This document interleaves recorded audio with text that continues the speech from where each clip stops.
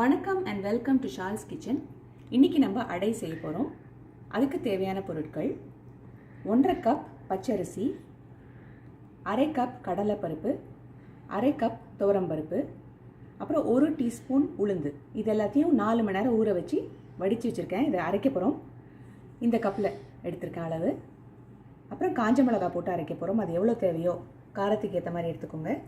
அதை தவிர தேவையான பொருட்கள் தேங்காய் எண்ணெய், குக்கிங் ஆயில், தேங்காய், மஞ்சள் பொடி, உப்பு, கொஞ்சமாக பெருங்காயம், அப்புறமா நிறைய வெங்காயம் போட்டிங்கன்னா நல்ல டேஸ்டியாக இருக்கும், இஞ்சி, கருவேப்பிலை.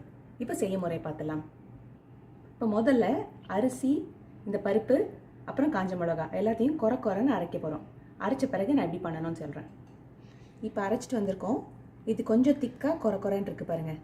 கொஞ்சமாக தண்ணி ஊற்றி அரைச்சிருக்கேன். அதுக்கப்புறமா என்ன போடுறீங்களோ இல்லையோ முக்கியமாக பெருங்காயம் போடணும். நிறைய பெருங்காயம்.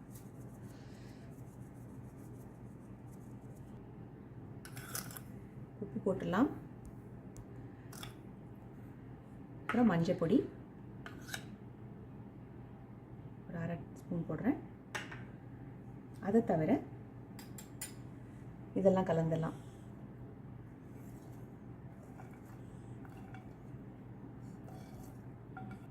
அடுத்தது தேங்காய் பாதி போடுறேன். நல்லா மிக்ஸ் பண்ணி விட்ருங்க. கொஞ்சம் தேவையாக இருந்தால் தண்ணி ஆட் பண்ணிக்கோங்க. கொஞ்சமாக வாயில் டேஸ்ட் பண்ணி பார்த்துட்டு உப்பு வேணும்னு ஆட் பண்ணிக்கோங்க. இப்போ மாவு ரெடி ஆகிடுச்சு.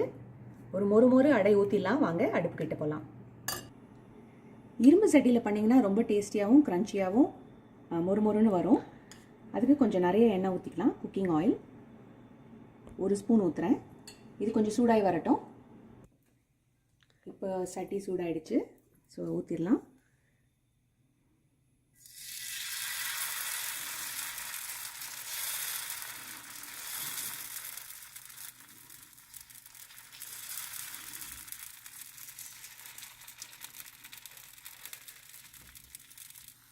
இப்போ ஊற்றியாச்சு.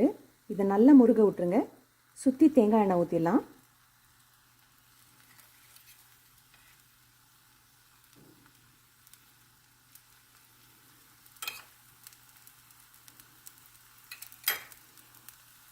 நல்லா முருக விட்டு எடுங்க. அந்த பக்கம் திருப்பி போட்டுடலாம். அடை அவியலோட அப்புறம் தேங்காய் சட்னியோட நல்லாயிருக்கும். இப்போ திருப்பிடலாம். ஒரு சைடு நல்லா ஆயிடுச்சு. எவ்வளோ மொறுன்னு அம்சமாக வந்திருக்கு பாருங்கள். திருப்பி போட்டாச்சு. தேவையாக இருந்ததுன்னா இன்னும் கொஞ்சம் எண்ணெய் ஊற்றிக்கோங்க அந்த பக்கம் வேகிறதுக்கு. 2 சைடும் வெந்துருச்சு. இப்போ எடுத்து ஒரு பிளேட்டில் மாற்றிடலாம். அவ்வளோதான், அடை தயார். இதில் தேங்காய் எண்ணெயும் பெருங்காயமும் ரொம்ப முக்கியம். அது போட்டால் தான் ரொம்ப டேஸ்டியாக இருக்கும். இதை நீங்களும் செஞ்சு பாருங்கள். உங்களுக்கு இந்த ரெசிபி பிடிச்சிருந்ததுன்னா லைக் பண்ணுங்கள், சப்ஸ்கிரைப் பண்ணுங்கள், ஷேர் பண்ணுங்கள். தேங்க்ஸ் ஃபார் வாட்சிங்.